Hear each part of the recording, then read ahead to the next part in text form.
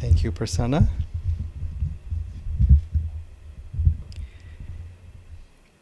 Just continuing on that same thread, Swamiji gives a reading for each week of the year, and in that way, and a topic, these parallel commentaries, so that we cover the whole, we cover much of the spiritual path in that time. And there's a whole sort of, you could say it's almost like a syllabus. I don't want to use that word because it sort of send you back into tremors and when is the 12th standard exam, the board exam coming? It's all over. Okay? For now, if you want one motivation for self-realization and merging with God, it's so that you don't have to take that exam again. So let's graduate in this life. So this whole course of study, this progression of topics, and he begins, understandably, at the beginning, just as Prasanna was saying. And so the beginning, it's very helpful to remind ourselves of. That's the other thing. You could say, all right, well, we go through these topics once a week and covering the course of the year, or I can read the book, and by the time I've done it, I've learned it. Well, maybe. But it's helpful to go deeper and deeper, and it's also helpful to remind ourselves, because we go through different phases of life, and sometimes what we're dealing with in our life is very much a specific project, a specific time at work, and we can't concentrate on anything else. Another time we're dealing with family issues or working things out in the family, perhaps some disharmony trying to solve. Perhaps at another time we're just not doing much of anything, sort of sleeping with eyes open just because of being burned out. Just, I can handle idlis, income tax, and death. That's what he said. Death is later, so income taxes are not yet, so only idli.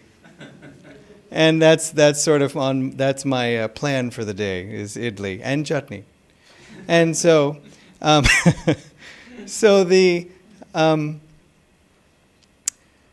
So it's helpful then to get reminded of other teachings that may not be our focus at the moment. We're not always in every day going, now how did God create the universe again? Because it's a fact that it was created and here we are stuck in it. And if the police officer pulls you over and you say, all is Maya, and he may just show you, the blunt end of duality. So, we're not always thinking in cosmic terms, but it's helpful to think in cosmic terms because it helps us in practical terms too. Speaking of Maya, Master writes in Autobiography of a Yogi, another chapter that, as Prasanna was mentioning from Autobiography of a Yogi, he meets his guru, who he's been trying to meet for years. He's had visions of a guru, and he saw even Sri Yukteswarji's face that he didn't recognize yet, because they hadn't met in that life. And when they meet, it's as if the heavens open up and all the saints are chanting Om, and Master writes, this was not the first dawn to find me at these holy feet. On their first meeting. So of course it was their first meeting in that life, but it was a way of saying that they had been together many lives before. And Sri Yukteswar, very uncharacteristically for himself, hugs Yogananda and says, my own, you have come to me. All of us sort of our wish that when we arrived that the Guru would do that and so on. But then at the end, they have an argument. And Sri Yukteswar says, you will return home to Calcutta. Go back home, because they were meeting in Benares. And Master says, I will obey you in every regard, but I will not go back to Calcutta. Basically, I will do anything you say except the thing you're actually saying. Which is not me pointing that out about Master, but pointing it out about others of us who will say, Lord, I'll do anything. Not that, but anything else? There's a joke even of a prayer of someone saying, Lord, please help me. What can I do? Help me. Is there anyone up there? And then a voice answers, my child, you need to meditate. You need to love me. You need to serve others. You need to live selflessly. And the person says, "Is there anyone else up there?" Sort of as Prasanna was saying, anyone with some spare cash they could just drop from the sky? That's more what I'm looking for. So when Master says, "I will not go home," why did he say that? Sri Yukteswar, he said, easily penetrated to the heart of my difficulty. Do you think your relatives will laugh at you? Because in fact, when Master left his home, his brother said, "You will return back." And so Master, of course, it made him defiant that he would not return back. And so it was true. The Master said that's what he was feeling. But then Sri Yukteswar said, to cut it short, he said, "You will return in 30 days, predicting that. And Master said, "Never." But in 30 days he did return, in fact, as it turned out. But the point is, Master writes that I marveled that this wondrous meeting had to end on a disharmonious note. I mean, here it is. They both were looking for each other. They finally come together. How thrilling. And then an argument also.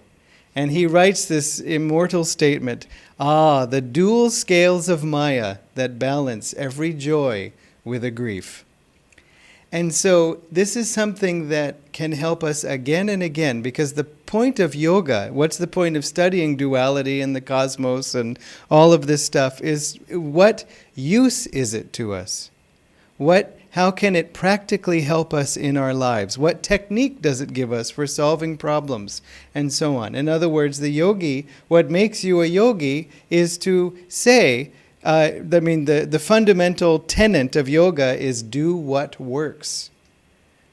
And the other side of that is stop doing what isn't working. But the thing is, do what works, and just ask yourself, like a scientist or as a, intelligent person, that is what I'm doing working? And if it is, let me do more of it. And if it is, let me also see how I can refine it. And if it isn't, then let me ask and wonder why. And when we find something that isn't working, either in what we are doing or someone else is doing or whatever, it's always helpful to understand why or how it could be improved, rather than saying, that's not working, that's foolish, that whether it's at oneself, I'm stupid for doing that, or at someone else. No.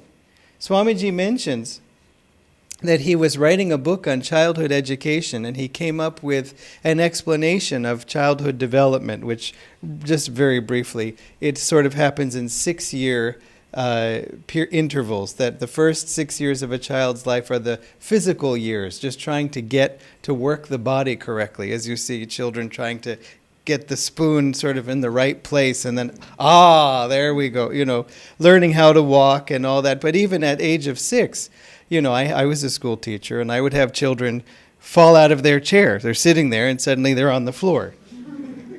And it's not like they're bouncing and then, there's no warning, just suddenly on the floor. And I remember asking one student, because it was so dramatic, just right on the floor in front of me, I said, "What happened?" He said, "I don't know." And I could tell he was telling the truth, just this body. How do you work this thing?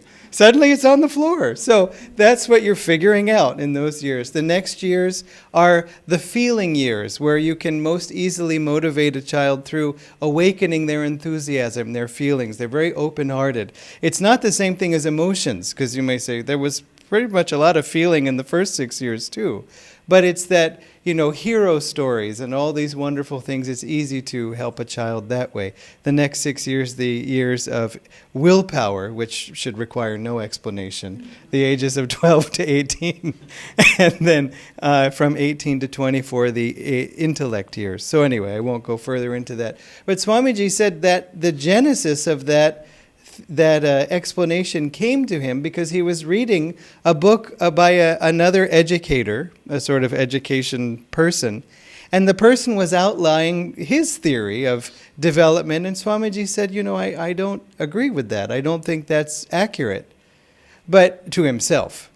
But as he was reading it, but rather than just saying, that's wrong, or I don't agree, because he said that's negative discrimination or negative analysis, where we're just saying no. Well, and rejecting. Well, why? I mean, any fair-minded person would say, if you were sitting across the table from the author, he would say, well, why do you think so? Or what do you propose instead? Or let us discuss. And so Swamiji had that thought, that now why do I think that this other theory is insufficient? And in reflecting on it, then this is how this one came to him. So he said, because of that positive discussion, if not this, or if this is not enough, then what else is needed, as opposed to just no. So that is, you can say, well, that's helpful, and the next time I'm writing a book on education, I will apply, okay, fine. It has all kinds of applications. If you find yourself rejecting something, you can say, well, why? Is there some part of it that I can see is valid? Or is there some way that I can understand why the person is saying it that way? Because often in any kind of discussion, if we can understand the other person and where their point of view comes from, then it becomes much easier. Because mostly everyone is looking for the truth, or looking for peace, or looking for comfort. Some people are just looking for acceptance. They don't want you to really say anything back. They just want to be heard. Because nobody listens to them. And sometimes, for some of us, expressing the situation is relief enough because we've been holding it in. And then the person says, well, why don't you try it? But they're not coming for diagnosis and prescription. They're just coming for sharing, just for being. So we have to feel that out. But also, if someone says to us, no, we can say, well, that's not really fair. We don't have to say it to them. But we can say it to ourselves, that, well, for some reason this person is not in the mood. So let me just give them some tea and some idlis, following along our theme of at the heart of silence, or at the heart of everything, the eternal idli. So let me just share with them, because they're obviously not in the mood to have the conversation, but that doesn't take away from my point. It doesn't take away from my existence. It doesn't take away from, my right to just be a person equal to all on this earth as children of God. So in other words, not to get too worked up. That you would think that after all I have done for you, you could at least hear this one thing that, maybe not, but that's okay. Divine Mother's listening. Master's listening, or do what works. Find someone else to talk to. If you have someone who does listen to you, call that person. Those people in your life may not be many. And so it's good to deepen those relationships. So anyway, that's an example of that. But to keep in mind also duality, Maya. Listen, if it could happen to Master and Sri Yukteswar, that there could be a disharmonious note in their wonderful meeting. I mean, what hope do any of us have of just a pendulum swinging only to the good side and remaining there forever, or at least for 60 more years, and then I don't care? There is going to be this mix and match. As the saying goes, there's always a fly in the ointment, or as P.G. Woodhouse added, or a caterpillar in the salad. There's just always something. And remember also, first of all, remember that fact, that where does duality come from, up and down? It comes from the way the universe was created. I'm pointing to him because he did the reading, not because he was the creator of the universe.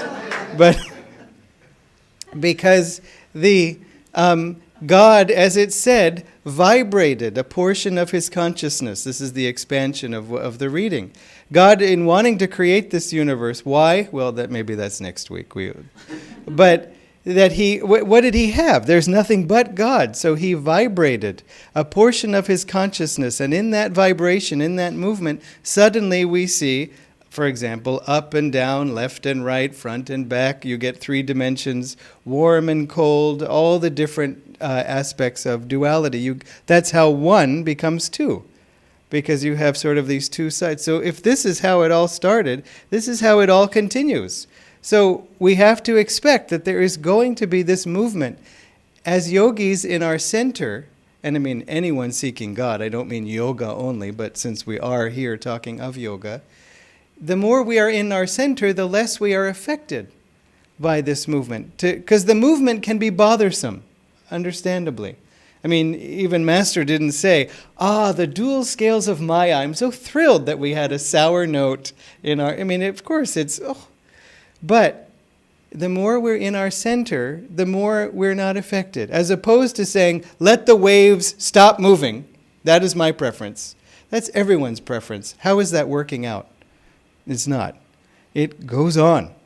But we become less affected, which is to say, our calmness becomes less disturbed. Our joy becomes less bothered. It isn't that we become numb and someone says, here's this good news, I am at the center of my reality. And then they say, oh, by the way, this person died. I am at the center of my reality. You know, we just become dead inside. That is a misapplication of these truths. And how do you know that? Just hold the mirror up in front of the person. That's joy. What use are these teachings if that's what they produce? They're not working. It's not working. Again, do what works. How do you know if something's working? Check the mirror. If you see teeth, a smile, good. If you see, oh, I can't even look, why not? Then it's time to, change our tactic. So the sense that we have to have is, look, there will always be something. In my life, I am looking for things to go 90% well, or 80% well, whatever number you can pick, allowing a budget for the 10% that isn't working. And so something goes wrong, well, that fits within the 10%. I told my aunt that once. I said, in life, there's always going to be 10% that's just not going to be working out well. She said, only 10? I said, okay, why don't you have some tea? Let's change the subject. So anyway, the thought then is also that let me just enjoy this particular thing. Let me, just like Sri Yukteswar and Master had, let me allow that, okay, there's going to be a little bit of up and down, and it's okay. I can again, budget for that. I can allow for that. That's all right. But remember also, when it hurts, because philosophy doesn't always solve it. When our feelings are hurt, philosophy goes out the window. And by the way, when someone else's feelings are hurt, that is not the time for philosophy. As Swamiji said, a little child falls and stubs it, skins its knee and is crying, and you say, all is Maya. Balancing every joy with a grief. Be one with God. And you hug the child. You talk in appropriate ways. But adults are just larger children. And children are smaller adults. I mean, how many incarnations have they, as a child, lived? Perhaps more than we. And here we are saying, don't forget 6 + 8 and all these things. But to just be appropriate also with ourselves, that if our feelings are hurt, take that to a friend if you have such a one, but also take it to Master, take it to God. Because Divine Mother also, anything that we do in our life, we lose some big deal, or we have some great loss in our family life, or there's some catastrophe, Divine Mother sees it as a little bit of a skinned knee, the same thing. For us, it's massive. And for her, she says, well, gosh, if you knew what happened to you in the last life, whew. Anyway, this is manageable. So she just says, I understand, and it's okay, and let me get the ointment, and we'll take care, and, does it feel better now, and all this? So be open with Divine Mother. Be a child with her. Be that way with Master if you feel, or any saint that you feel open to. In other words, expect someone to care, because they do care. They always care. They're always with us. And so it's just a question of being able to receive them more. Remember, Master said, you must stand unshaken amidst the crash of breaking worlds. What a statement. And that we have to stand, that again, unshaken, not getting swayed by this, even the big dramatic thing. But he didn't say you have to stand unshaken amidst the crash of breaking worlds all by yourself, all alone. You must stand alone. No, that doesn't say. You stand with him. He stands with you. And you've heard that recording we played for Master's birthday where he said, whether I am in the body or not, my favorite words, whether I am in the body or not, those that are in tune with me, I shall stoop down from heaven and introduce them to the love of my Father. But you've heard it from him if you've heard that. He said, not we hope he said. He said, whether I'm in the body or not. So have that openness to Him. Remember, He is stooping down. He is reaching constantly for us. He's within us the more we invite Him. And the same with Divine Mother. So whereas we may have to be calm, we may have to sometimes hold our reaction in if somebody is misbehaving. With Master and from Divine Mother, let us hide nothing. Let us not be too mature. Let us not be too adult when it comes to them. Let's just be ourselves and share from that. And then again, just allow, if something happens, oh well, this is Maya. And I have to say I use that a lot. Oh well, Divine Mother, it's fine. It's part of the 10%. I think we're at 9.5 at this point, so that would be a good place to cap it. And then when it gets to be too much, I say, Divine Mother, it's too much. Can you help? Or can we just have enough of this or whatever? It's okay to complain. But I don't tell the person as often, that's too much. Because then, that's just more Maya. And this is another thought which I'll end with. It can be helpful too in solving an argument. I was talking to Haridas Ji from Ananda, Bangalore, and he was saying, when you have an argument with someone, he said, when I have an argument with someone, sometimes I find it helpful to Swamiji had said, in fact, try to be the first to apologize. I mean, not like, I'm going to apologize. No, I'm apologizing first. Not that. But don't wait for the other person. Go once you're calm. Very important first step. Otherwise, it'd be like, I'm so sorry. You were offended by what I said. That's no apology at all. Okay? I'm so sorry you took it the wrong way. No. We have to find our part in it. But we have to also say that Haridas Ji said, sometimes when I apologize over something that, of course, he just said, I apologize for Maya. I'm sorry that there is Maya. He doesn't say that out loud, but that's the thought, that look, there is going to be miscommunication, as he said. There is going to be misunderstanding. It's just part of this reality, and we can say, I'm sorry that this is the reality we are in. So we just say, I'm sorry that I hurt your feelings. I really didn't mean it. If I'd thought it through, I realize how it sounds now. That's not at all what I wanted to do, and I'm sorry for that. Anything like that. But to know that sometimes the way we get over our pride is to say, oh well, there's Maya, and I was in it too.